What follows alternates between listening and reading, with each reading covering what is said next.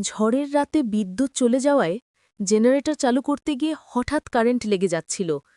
শ্বশুরজি আমাকে ঠেলে সরিয়ে দিলেন এবং সেই মুহূর্তে বজ্রপাতের আলোয় তার চোখে এমন কিছু দেখলাম যা আমার সারা জীবনের সবচেয়ে ভয়ঙ্কর এবং আকর্ষণীয় রহস্য। সেই রাতের ঝড় ছিল ভয়াবহ। বাড়ির সব বিদ্যুৎ চলে গেছে। আমার স্বামী তার বন্ধুর বিয়েতে গেছে পরের শহরে। শ্বশুরমা আগেই ঘুমিয়ে পড়েছেন ওষুধ খেয়ে। শ্বশুরজি বললেন, জেনারেটর চালু করতে হবে, চলো আমাকে সাহায্য করো। আমরা দুজন বাড়ির পেছনে গেলাম, যেখানে জেনারেটর রুম। বৃষ্টিতে আমরা দুজনে ভিজতে শুরু করলাম। তিনি জেনারেটরের সুইচ দেখছিলেন, আমি টর্চ ধরে আলো দিচ্ছিলাম। হঠাৎ আমার হাত ভুলবশত একটা খোলা তারে লাগতে যাচ্ছিল। শ্বশুরজি চিৎকার করে আমাকে ঠেলে সরিয়ে দিলেন। আমরা দুজন মেঝেতে পড়ে গেলাম। ঠিক সেই মুহূর্তে বিশাল বজ্রপাত হল। পুরো এলাকা আলোকিত হয়ে গেল কয়েক সেকেন্ডের জন্য।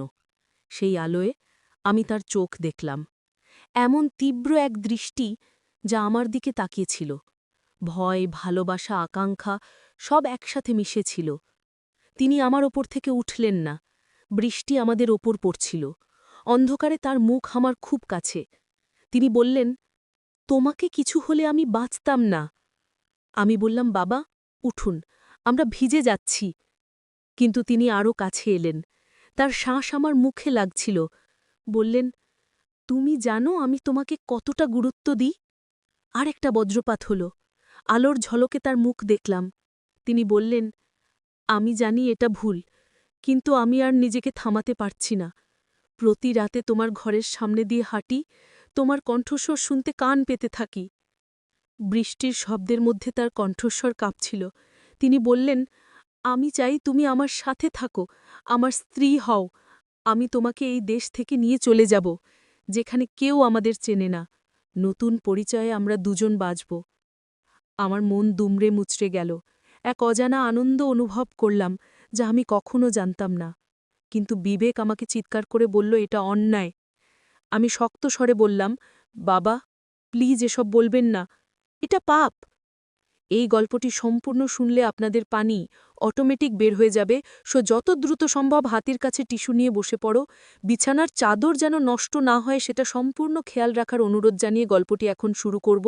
তার আগে সর্বশেষ অনুরোধ, দয়া করে এমন পানি বের করার গল্প নিয়মিত শুনতে আমাদের চ্যানেলটি সকলেই সাবস্ক্রাইব করুন। ধন্যবাদ। হ্যালো বন্ধুরা, আমার নাম মেঘনা সেনগুপ্ত। আমার বয়স ৩৯ বছর। আমার স্বামীর নাম রুদ্রনীল সেনগুপ্ত, বয়স ৫২ বছর। আমাদের ২ সন্তান, রিয়া আর আর্জন। রিয়া ২১ বছর বয়সী, ইউনিভার্সিটিতে পড়ে। আর্জন ১৪ বছর বয়সী, হাই স্কুলে যায়। আমার শ্বশুরজির নাম কৃষ্ণেন্দু সেনগুপ্ত, তার বয়স ৭৫ বছর। শ্বশুরমা বিজয়লক্ষ্মী সেনগুপ্ত, বয়স ৭১ বছর। আমরা সবাই একসাথে কলকাতার এক পুরনো বাড়িতে থাকি। সেই রাতের ঝড়ের পরে শ্বশুরজি আমার দিকে আর তাকালেন না, কিন্তু পরদিন সকালে ব্রেকফাস্ট টেবিলে বসে তিনি আমার দিকে একটা ছোট্ট কাগজ এগিয়ে দিলেন। সেখানে লেখা ছিল, আজ রাতে ১১টায় লাইব্রেরিতে আসো, কাউকে বলো না। আমি কাগজটা পকেটে ঢুকিয়ে নিলাম। সারা দিন মন অস্থির হয়ে থাকল। রাতে সবাই ঘুমিয়ে পড়লে আমি উঠে লাইব্রেরিতে গেলাম। শ্বশুরজি জানালার পাশে দাঁড়িয়েছিলেন। চাঁদের আলোয় তার মুখ দেখা যাচ্ছিল। তিনি বললেন, মেঘনা, তুমি ভয় পেয়েছ কাল রাতে? আমি বললাম, বাবা আমি কিচ্ছু বুঝতে পারছি না, আপনি কি বলতে চাইছেন? তিনি কাছে এলেন, তার হাত আমার কাঁধে রাখলেন, বললেন, তুমি কি আমার একটা সত্য বলবো, এই পরিবারের এক ভয়ানক রহস্য, যা তুমি কখনো শোনোনি। আমার হৃৎস্পন্দন বেড়ে গেল। তিনি চালিয়ে গেলেন, আমার আসলে ২ জীবন আছে, একটা এই বাড়িতে তোমার শ্বশুরজি হিসেবে, আরেকটা জীবন আছে দার্জিলিংয়ে। দার্জিলিংয়ে? আমি অবাক হয়ে জিজ্ঞেস করলাম। হ্যাঁ, সেখানে আমার আরেকটা পরিবার আছে, আরেকটা স্ত্রী, আরেকটা বাড়ি। আমি গত ৩৫ বছর ধরে এভাবে ২টো জীবন চালাচ্ছি। আমি কয়েক পা পিছিয়ে গেলাম। এটা কি শুনছি আমি? তিনি বললেন, কিন্তু আসল কথা এখনো বলিনি। সেই রাতে বজ্রপাতের আলোয় তুমি আমার চোখে যা দেখেছিলে, সেটা আসলে ভালোবাসা বা আকাঙ্ক্ষা নয়, সেটা ছিল ভয়। তুমি আমাকে চিনে ফেলেছ বলে আমার ভয় হয়েছিল। চিনে ফেলেছ? আমি তো আপনাকে আগে কখনো দেখিনি। তিনি একটা পুরনো ফটো বের করলেন। সেই ফটোতে একজন যুবক, একজন মেয়ে আর একটা ছোট্ট বাচ্চা। তিনি বললেন, এই ফটোতে তুমি কাকে দেখছ? আমি ভালো করে দেখলাম। সেই মেয়েটাকে আমার খুব চেনা মনে হল। হঠাৎ করেই আমার মনে পড়ল, এটা তো আমার মা যখন অনেক ছোট ছিলেন। হ্যাঁ, এটা তোমার মা, আর এই যুবকটা আমি, আর এই বাচ্চাটা তুমি। কি? আমার মাথা ঘুরতে লাগল, এটা কিভাবে সম্ভব? তিনি বললেন, মেঘনা, তুমি আমার বাবা। তোমার আসল বাবা, যাকে তুমি বাবা ভাবো, সে আসলে তোমার মামা। তোমার মা যখন তোমাকে নিয়ে পালিয়ে গিয়েছিল, তখন তোমার বয়স মাত্র 6 মাস। আমার চোখে জল এলো। এটা কি বলছেন আপনি? তিনি বললেন, আমি তোমাদের খুঁজেছিলাম অনেক, কিন্তু তোমার মা নাম বদলে ফেলেছিল। তোমারও নাম বদলে দিয়েছিল। তোমার আসল নাম মায়া, মায়া চক্রবর্তী। তোমার মা পালিয়েছিল কারণ আমি তখন একটা বড় অপরাধের সাথে জড়িয়ে পড়েছিলাম। অপরাধ? কি অপরাধ? তিনি জানালার বাইরে তাকিয়ে বললেন, হত্যা। আমি একজনকে হত্যা করেছিলাম, আত্মরক্ষার্থে। কিন্তু পুলিশ বিশ্বাস করেনি। তোমার মা ভয় পেয়ে তোমাকে নিয়ে পালিয়ে গিয়েছিল। তারপর আমি নাম বদলে এই পরিবারে ঢুকেছিলাম। বিজয়লক্ষ্মীকে বিয়ে করেছিলাম, রুদ্রনীলের জন্ম হয়েছে। আর তারপর ভাগ্যের কি নিষ্ঠুর পরিহাস, তুমি আমার ছেলের সাথে বিয়ে করে এই বাড়িতে এসেছ। আমি তোমাকে দেখেই বুঝে গিয়েছিলাম, কারণ তুমি হুবহু তোমার মায়ের মতো দেখতে। তোমার চোখের কোণে সেই একই তিল, তোমার হাসির সেই একই ভঙ্গি। আমি কাঁদতে শুরু করলাম। এর মানে রুদ্রনীল আমার সৎ ভাই? হ্যাঁ মেঘনা, তুমি আমার মেয়ে, রুদ্রনীল তোমার সৎ ভাই। তোমরা দুজন ভাই বোন। আমি মাথায় হাত দিলাম। রিয়া আর আর্জন, তারা কি হবে? তিনি বললেন, তারা তোমার সন্তান ঠিকই আছে, কিন্তু তাদের বাবা তোমার সৎ ভাই। এই বাড়িতে একটা ভয়ঙ্কর রহস্য লুকিয়ে আছে মেঘনা, এবং সেই রহস্য শুধু এই পর্যন্তই শেষ নয়। আর কি আছে? তিনি বললেন, তুমি জানো আমি কাকে হত্যা করেছিলাম? তোমার দাদুকে, তোমার মায়ের বাবাকে। কারণ সে আমাদের সম্পর্ক মেনে নিতে পারেনি। সে আমাকে তাড়িয়ে দিয়েছিল। একদিন রাতে সে আমাকে ছুরি নিয়ে আক্রমণ করেছিল। আত্মরক্ষার্থে আমি তাকে ঠেলে দিয়েছিলাম। সে সিঁড়ি থেকে পড়ে মাথায় আঘাত পেয়ে মারা যায়। এবং এখন পুলিশ আবার আমার পিছু নিয়েছে, কারণ নতুন প্রমাণ পাওয়া গেছে। তারা আমাকে গ্রেপ্তার করতে আসবে, কিন্তু আমি তার আগে পালিয়ে যেতে চাই। কোথায় যাবেন? দার্জিলিংয়ে, আমার সেই অন্য পরিবারের কাছে। এবং আমি চাই তুমি আমার সাথে যাও। আমি? কেন? কারণ তুমি আমার মেয়ে, কারণ আমি তোমাকে ছোটবেলায় হারিয়েছিলাম। এখন আমি তোমাকে ফিরে পেয়েছি। আমি চাই বাকি জীবনটা তোমার সাথে কাটাতে। কিন্তু রুদ্রনীল, রিয়া আর আর্জুন? তিনি বললেন, তাদের তুমি ছেড়ে যাবে, আমার সাথে একটা নতুন জীবন শুরু করবে, যেখানে তুমি আমার মেয়ে হিসেবে বাঁচবে, আমার বউ হিসেবে নয়। আমি মাথা নাড়লাম। না বাবা, আমি এটা করতে পারবো না। তুমি পারবে, কারণ তুমি যদি না যাও তাহলে পুলিশ যখন আমাকে গ্রেপ্তার করবে তখন সব সত্য বেরিয়ে আসবে। তখন এই পরিবারের উপর কি বিপদ নেমে আসবে তুমি ভেবে দেখেছ? রিয়া আর আর্জুন জানতে পারবে তাদের বাবা মা আসলে ভাই বোন। সমাজে তাদের কি সম্মান থাকবে? তিনি সোজা আমার চোখের দিকে তাকিয়ে বললেন, এবং সবচেয়ে বড় কথা, তুমি জানো তোমার মা এখনো বেঁচে আছে? কি? মা বেঁচে আছে? কিন্তু আমাকে তো বলা হয়েছিল মা মারা গেছে যখন আমার বয়স 10 বছর। সেটা মিথ্যে। তোমার মা বেঁচে আছে, সে দার্জিলিংয়ে, আমার সেই অন্য বাড়িতে। গত 15 বছর ধরে বেঁচে আছে। আমার মাথার ভেতরটা ফেটে যাচ্ছিল। মা বেঁচে আছে? কিভাবে? তিনি বললেন, যখন আমি নাম বদলে এই পরিবারে ঢুকেছিলাম তখন আমি তোমাদের খুঁজতে থাকি। 15 বছর আগে আমি তোমার মাকে খুঁজে পাই। তখন সে খুব অসুস্থ ছিল, ক্যান্সার। আমি তাকে দার্জিলিং নিয়ে গিয়ে চিকিৎসা করাই। সে বেঁচে যায়, কিন্তু আমি তাকে বলিনি তুমি কোথায়। কেন বলেননি? কারণ আমি জানতাম তুমি যদি জানতে পারো মা বেঁচে আছে, তাহলে তুমি তার কাছে চলে যাবে। আর তাহলে রুদ্রনীল জানতে পারবে সব সত্য। এই পরিবার ভেঙে যাবে। তো এতদিন আপনি দুটো পরিবার চালিয়ে আসছেন, কলকাতায় এক পরিবার, দার্জিলিংয়ে আরেক পরিবার। হ্যাঁ, প্রতি মাসে 10 দিন আমি দার্জিলিং যাই ব্যবসার নামে, সেখানে তোমার মায়ের সাথে থাকি। আর দার্জিলিংয়ে সে অন্য স্ত্রী, তার নাম সায়নী। সে আমাকে অনেক ভালোবাসে, জানে আমার অতীত সম্পর্কে। তোমার মাকেও সে মেনে নিয়েছে। তারা দুজন এখন একসাথে থাকে সেই বাড়িতে। এবং সেখানে আমার আরেকটা ছেলে আছে, তার নাম অভিজিৎ, বয়স 18 বছর। সে তোমার সৎ ভাই। আমি চেয়ারে বসে পড়লাম, মাথা ঘুরছিল। এত জটিল একটা সম্পর্কের জট আমি কখনো কল্পনা করিনি। শ্বশুরজি বললেন, আজ রাতে 12টায় আমি পালিয়ে যাচ্ছি। তুমি যদি যেতে চাও তাহলে তৈরি থেকো, আমি তোমাকে নিয়ে যাব তোমার মায়ের কাছে, তুমি তোমার আসল পরিচয় ফিরে পাবে। আমি কি করব বুঝতে পারছিলাম না। একদিকে রুদ্রনীল, রিয়া, আর্জন, যাদের আমি গত ২১ বছর ধরে ভালোবেসে এসছি, অন্যদিকে আমার মা, যাকে আমি মৃত ভেবে এতদিন কাটিয়েছি। আমি বললাম, আমাকে একটু সময় দিন, আমি ভেবে দেখি। তিনি বললেন, সময় নেই মেঘনা, পুলিশ যে কোনো সময় এসে পড়তে পারে, তুমি এখনই সিদ্ধান্ত নাও। আমি উঠে দাঁড়ালাম, বললাম, আমি যাব না, আমি রুদ্রনীলকে ছেড়ে যেতে পারব না, রিয়া আর আটজনকে ছেড়ে যেতে পারব না। তিনি হাসলেন, বললেন, আমি জানতাম তুমি এটাই বলবে, তুমি তোমার মায়ের মতোই, সৎ, বিশ্বস্ত। তারপর তিনি আরেকটা খাম বের করলেন, বললেন, এখানে তোমার মায়ের ঠিকানা আছে, দার্জিলিংয়ে সেই বাড়ির ঠিকানা। যদি কখনো তুমি তোমার মায়ের সাথে দেখা করতে চাও, এই ঠিকানায় যেও, সে তোমার জন্য অপেক্ষা করছে। তিনি দরজার দিকে হাঁটতে লাগলেন, তারপর ঘুরে বললেন, এবং মেঘনা, এই বাড়িতে আরেকটা রহস্য আছে। তোমার শ্বশুরমা বিজয়লক্ষ্মী, সে জানে সব কিছু। সে জানে আমার দুটো পরিবার আছে, সে জানে তুমি আমার মেয়ে। কি, শ্বশুরমা জানে? হ্যাঁ, সে সব জানে, কিন্তু সে কিছু বলেনি, কারণ সে আমাকে ভালোবাসে। সে জানে আমি যদি পালিয়ে যাই তাহলে এই পরিবার রক্ষা পাবে। এবং তুমি জানো সবচেয়ে মজার ব্যাপার কি? তোমার শ্বশুরমা আসলে তোমার মায়ের বড় বোন, তোমার মাসি। আমার চোখ বড় বড় হয়ে গেল। মাসি? হ্যাঁ, বিজয়লক্ষ্মী আর তোমার মা দুই বোন। যখন আমি তোমার দাদুকে হত্যা করেছিলাম, তখন বিজয়লক্ষ্মী আমাকে লুকিয়ে রেখেছিল। সে আমাকে নতুন পরিচয় দিয়েছিল এবং আমাকে বিয়ে করেছিল।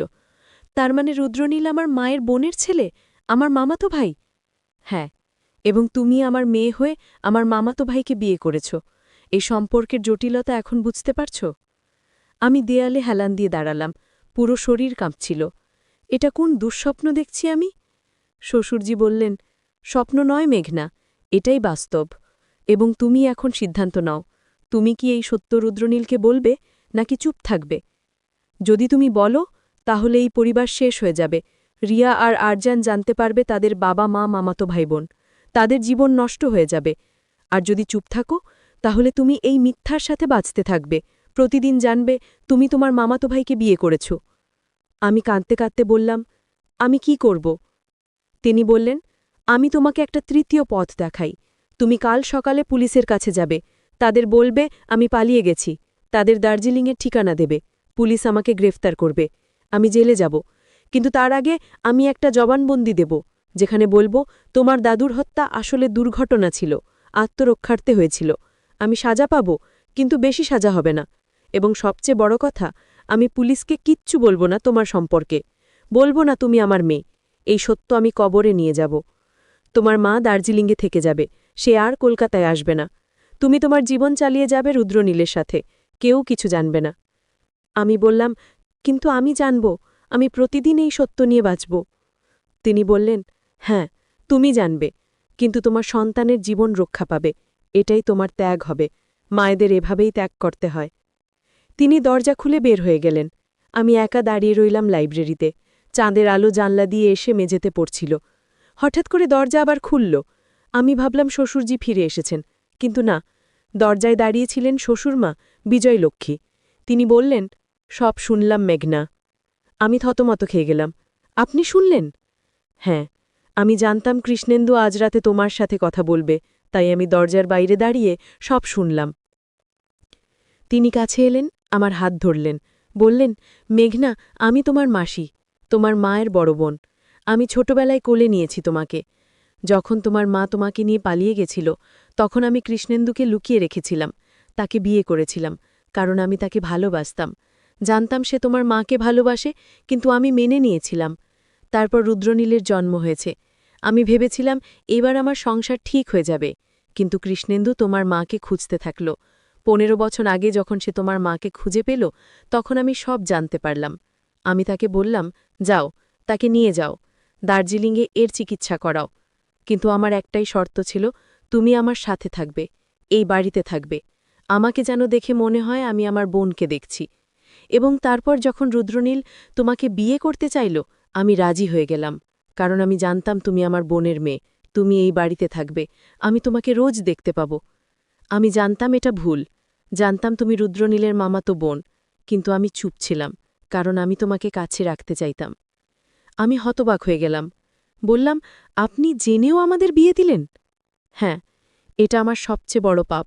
কিন্তু আমি তোমাকে ভালোবাসি মেঘনা। তুমি আমার বোনের মেয়ে। তুমি আমার কাছে আমার নিজের মেয়ের মতো। আমি তার হাত ছাড়িয়ে দিলাম। বললাম, আপনারা সবাই মিলে আমার জীবন নষ্ট করে দিয়েছেন। তিনি মাথা নিচু করলেন। বললেন, জানি, আমরা সবাই দোষী। কিন্তু এখন তুমি কি করবে? আমি বললাম, আমি জানি না, আমাকে একটু একা থাকতে দিন। তিনি চলে গেলেন। আমি জানলার পাশে দাঁড়িয়ে বাইরে তাকালাম। রাস্তায় একটা গাড়ি দাঁড়িয়েছিল। শ্বশুরজি সেই গাড়িতে উঠলেন, গাড়ি চলে গেল। পরের দিন সকালে আমি পুলিশ স্টেশনে গেলাম। তাদের সব বললাম। দার্জিলিংয়ের ঠিকানা দিলাম। পুলিশ সেখানে গিয়ে শ্বশুরজিকে গ্রেফতার করল। আদালতে মামলা হল, শ্বশুরজি আত্মরক্ষার্থে হত্যার দায়ে দোষী সাব্যস্ত হল। তিনি 10 বছরের জেল পেলেন। কিন্তু তিনি শেষ পর্যন্ত কাউকে বলেননি আমি তার মেয়ে। এই সত্য তিনি লুকিয়ে রাখলেন। আমি দার্জিলিং গেলাম, সেই বাড়িতে গেলাম যেখানে আমার মা থাকত। দরজা খুলে আমাকে দেখে মা চিনতে পারল না। তারপর যখন আমি বললাম, মা, আমি মায়া, আমি তোমার মেয়ে, তখন তিনি কেঁদে পড়লেন। আমরা দুজন জড়িয়ে ধরলাম। এত বছর পর আমি আমার মাকে ফিরে পেলাম। কিন্তু এই খুশির মাঝেও একটা কষ্ট ছিল। আমি জানতাম আমি রুদ্রনীলকে ছেড়ে আসতে পারব না। মা আমাকে বললেন, তুমি কলকাতায় ফিরে যাও, তোমার সংসার করো, আমি এখানে থাকব, তুমি মাঝে মাঝে আসবে আমাকে দেখতে। কিন্তু রুদ্রনীলকে কিছু বলো না, এই সত্য যেন সে কখনো না জানে। তোমার সন্তানদেরও বলো না, এই রহস্য আমরা কবরে নিয়ে যাব। আমি কলকাতায় ফিরে এলাম। রুদ্রনীল জিজ্ঞেস করল, তুমি কোথায় গিয়েছিলে? আমি বললাম, একটা জরুরি কাজ ছিল। সে আর কিছু জিজ্ঞেস করল না। জীবন আবার স্বাভাবিক হয়ে গেল। কিন্তু আমার মনের ভেতরে একটা ঝড় চলতে থাকল। প্রতি রাতে ঘুমোতে যাওয়ার আগে আমি ভাবতাম, আমি যাকে স্বামী বলে ডাকি সে আসলে আমার মামাতো ভাই। আমার সন্তানরা আসলে একটা নিষিদ্ধ সম্পর্কের ফসল। কিন্তু তারপরও আমি চুপ থাকলাম, কারণ আমি জানতাম সত্য বললে রিয়া আর আর্জুনের জীবন নষ্ট হয়ে যাবে। 6 মাস কেটে গেল। একদিন রাতে হঠাৎ ফোন বাজল, দার্জিলিং থেকে। সায়নী ফোন করেছিল। সে কাঁদতে কাঁদতে বলল, মেঘনা, তোমার মা আর নেই, আজ সন্ধ্যায় হার্ট অ্যাটাক হয়ে মারা গেছে। আমার হাত থেকে ফোন পড়ে গেল। আমি মেঝেতে বসে পড়লাম। মা চলে গেল এত তাড়াতাড়ি? আমি দার্জিলিং গেলাম, মায়ের শেষকৃত্য করলাম। সায়নী আমাকে জড়িয়ে ধরে কাঁদল, বলল, তোমার মা তোমার জন্য একটা চিঠি রেখে গেছে। আমি সেই চিঠি পড়লাম। মা লিখেছিল, মায়া, আমার মেয়ে, আমি জানি আমার বেশি দিন নেই। আমি চাই তুমি সুখে থাকো। যে সত্য তুমি জেনেছ সেটা ভুলে যাও। রুদ্রনীলকে ভালোবাসো, তোমার সন্তানদের ভালোবাসো, এই পরিবারকে রক্ষা করো। এবং আমার একটা শেষ অনুরোধ, তুমি যদি কখনো আমার কবর দেখতে যাও তাহলে আমার জন্য একটা সাদা গোলাপ নিয়ে যেও। আমি সাদা গোলাপ খুব ভালোবাসতাম। চিঠি পড়ে আমি কাঁদতে থাকলাম। মা আমাকে ছেড়ে চলে গেছে, আবার। কিন্তু এবার আরেকটা রহস্য আমার সামনে এলো। সায়নী আমাকে বলল, মেঘনা, তোমার মা মারা যাওয়ার আগে একটা নাম বলেছিল, রাহুল। সে বলেছিল রাহুলকে খুঁজে বের করো, রাহুল সব সত্য জানে। রাহুল? এ আবার কে? সায়নী বলল, আমি জানি না, তোমার মা শুধু এই নামটা বলেছিল, তারপর চলে গেছে। আমি ফিরে এলাম কলকাতায়। রাহুল নামের কাউকে খুঁজতে লাগলাম, কিন্তু কোথাও পেলাম না। তারপর একদিন রিয়া আমাকে বলল, মা, আমার এক নতুন বন্ধু হয়েছে, তার নাম রাহুল, সে দার্জিলিংয়ের, এখানে কলকাতায় চাকরি করে। আমার কান খাড়া হল। দার্জিলিংয়ের রাহুল? হ্যাঁ মা, সে খুব ভালো ছেলে, আমি তাকে বাড়িতে নিয়ে আসতে চাই। আমি বললাম, ঠিক আছে, নিয়ে এসো। কয়েকদিন পর রিয়া রাহুলকে নিয়ে এলো। আমি দরজা খুলে তাকে দেখলাম। একজন তরুণ, বয়স প্রায় 23-24 বছর হবে। কিন্তু তার মুখ দেখে আমার মনে হলো আমি তাকে চিনি। সে আমাকে প্রণাম করল, বলল, নমস্কার আন্টি। আমি বললাম, তুমি দার্জিলিংয়ের? হ্যাঁ আন্টি, আমি সেখানেই বড় হয়েছি। তোমার বাবা মায়ের নাম কি? সে একটু থেমে বলল, আমার বাবার নাম কৃষ্ণেন্দু সেনগুপ্ত, মা সায়নী সেনগুপ্ত। আমার মাথায় বাজ পড়ল। এ তো শ্বশুরজিৎ দার্জিলিংয়ের ছেলে। অভিজিৎ নয়, রাহুল, মানে নাম বদলে রাহুল হয়েছে। আমি বললাম, তুমি কি অভিজিৎ? সে অবাক হয়ে বলল, আপনি কিভাবে জানেন আন্টি? হ্যাঁ, আমার আসল নাম অভিজিৎ, কিন্তু আমি রাহুল নামে পরিচয় দিই, কারণ আমার বাবা জেলে, আমি তার নাম লুকিয়ে রাখতে চাই। আমি বললাম, তুমি জানো আমি কে? সে বলল, আপনি রিয়ার মা। আমি বললাম, আমি তোমার সৎ বোন, আমি তোমার বাবার মেয়ে। রাহুলের চোখ বড় বড় হয়ে গেল। কি বলছেন আন্টি? আমি তাকে সব বললাম। সে শুনে হতবাক হয়ে গেল। বলল, তার মানে রিয়া আমার ভাগ্নি? হ্যাঁ, এবং আমি তোমার সৎবোন হয়ে তোমার ভাগ্নির মা। সে মাথায় দিল, বলল, এটা কি জটিল সম্পর্ক। তারপর সে বলল, আন্টি, আপনি জানেন তো রিয়া আমাকে ভালোবাসে, সে আমাকে বিয়ে করতে চায়। আমার মাথা ঘুরতে লাগল। রিয়া তার মামাকে বিয়ে করতে চায়, আবার সেই একই ভুল করবে? আমি বললাম, না, এটা হতে পারে না, তুমি রিয়ার মামা, তোমরা বিয়ে করতে পারো না। সে বলল, কিন্তু রিয়া তো জানে না তো এই সত্য। আমি বললাম, তাকে বলতে হবে। সে বলল, কিন্তু আন্টি, যদি আপনি তাকে বলেন তাহলে পুরো সত্য বেরিয়ে আসবে, তখন সে জানতে পারবে তার বাবা মা মামাতো ভাই বোন, তার জীবন নষ্ট হয়ে যাবে। আমি বললাম, তাহলে কি করব? তাকে তোমার সাথে বিয়ে দেব, আবার সেই একই ভুল করব? সে বললাম, আন্টি, আমার কাছে একটা সমাধান আছে।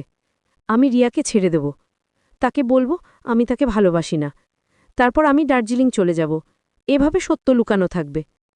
আমি মাথা নাড়লাম, বললাম, ঠিক আছে, এটাই ভালো। রাহুল চলে গেল। রিয়া কয়েকদিন কাঁদল, তারপর সে স্বাভাবিক হয়ে গেল। কিন্তু আরেকটা ঝামেলা এলো। আর্জন একদিন বলল, মা, আমি একটা মেয়েকে ভালোবাসি, তার নাম তন্নি, সে দার্জিলিংয়ের। তার মায়ের নাম সায়নী, তার বাবা জেলে। আমি বুঝে গেলাম, তন্নি হল রাহুলের বোন, শ্বশুরজির মেয়ে, আমার সৎ বোন। মানে আর্জন তার মাসিকে ভালোবাসে। আমি আর পারলাম না। আমি রুদ্রনীলকে সব বললাম। সে শুনে থ হয়ে গেল, বলল, কি বলছো মেঘনা? আমি তাকে শুরু থেকে শেষ পর্যন্ত সব খুলে বললাম। সে শুনে চুপ হয়ে গেল। তারপর উঠে বাথরুমে গিয়ে দরজা বন্ধ করল। আমি শুনতে পেলাম সে কাঁদছে। অনেকক্ষণ পর বেরিয়ে এলো, চোখ লাল। সে বলল, তার মানে আমরা দুজন মামাতো ভাই বোন, আমরা বিয়ে করতে পারতাম না? আমি মাথা নিচু করলাম, বললাম, হ্যাঁ। সে বলল, এবং রিয়া আর আর্জুন, তারা কি হবে? আমি বললাম, তারা আমাদের সন্তান, এটা পরিবর্তন করা যাবে না। সে বলল, আমি কিছুই বুঝতে পারছি না, আমার পুরো জীবনটা একটা মিথ্যে ছিল। তারপর রুদ্রনীল ঘর থেকে বেরিয়ে গেল। 3 দিন বাড়ি ফিরল না। চতুর্থ দিন ফিরে এসে বলল, মেঘনা, আমি সিদ্ধান্ত নিয়েছি, আমরা এই সত্য রিয়া আর আর্জনকে বলব না, কিন্তু আমরা দুজন আলাদা হয়ে যাব। আমি আলাদা ঘরে থাকব, আমরা শুধু নামমাত্র স্বামী স্ত্রী থাকব, সন্তানদের জন্য। আমি মেনে নিলাম, আমরা দুজন আলাদা হয়ে গেলাম, কিন্তু বাইরের লোকেদের কাছে আমরা স্বাভাবিক দম্পতি। এরপর শ্বশুরজি জেল থেকে মুক্তি পেল। 10 বছর পর তিনি বাড়ি ফিরে এলেন। তাকে দেখে আমার মনে হলো তিনি অনেক বুড়ো হয়ে গেছেন। তিনি আমাকে ডেকে বললেন, মেঘনা, আমি জানি তুমি রুদ্রনীলকে সব বলেছ, আমি দুঃখিত। আমি বললাম, এখন দুঃখিত বললে কি হবে? আপনি আমার জীবন নষ্ট করে দিয়েছেন। তিনি মাথা নিচু করলেন, বললেন, আমি জানি, কিন্তু আমি তোমাকে একটা সত্য বলি। তোমার মা যখন মারা গেছে তার আগে সে আমাকে একটা চিঠি লিখেছিল। কি চিঠি? সেই চিঠিতে তোমার মা লিখেছিল, কৃষ্ণেন্দু, তুমি মেঘনাকে বলে দিও যে আমি তাকে ক্ষমা করে দিয়েছি, সে যেন নিজেকে দোষ না দেয়, এবং তাকে বলে দিও যে সে যেন সুখে থাকে। এবং আরেকটা কথা, মেঘনা আসলে তোমার মেয়ে নয়। কি? না, তুমি আমার মেয়ে নও। তুমি তোমার মায়ের প্রথম স্বামীর মেয়ে। তোমার সাথে সম্পর্কের আগে আমার বিয়ে হয়েছিল, সেই স্বামী মারা যাবার পর আমি তোমাকে ভালোবেসেছিলাম। কিন্তু আমি তোমাকে কখনো বলিনি মেঘনা তোমার মেয়ে নয়, কারণ আমি চাইতাম তুমি তাকে নিজের মেয়ের মতো ভালোবাসো। আমার মাথায় বাজ পড়ল, মানে আমি শ্বশুরজির মেয়ে নই? না, তুমি আমার মেয়ে নও, তুমি তোমার মায়ের প্রথম স্বামীর মেয়ে। মানে রুদ্রনীল আমার সৎ ভাই নয়? না, সে তোমার কোনো সম্পর্কের ভাই নয়। তুমি আর রুদ্রনীল সম্পূর্ণ অপরিচিত দুজন মানুষ যারা বিয়ে করেছ। আমি হাসপাতালে গেলাম।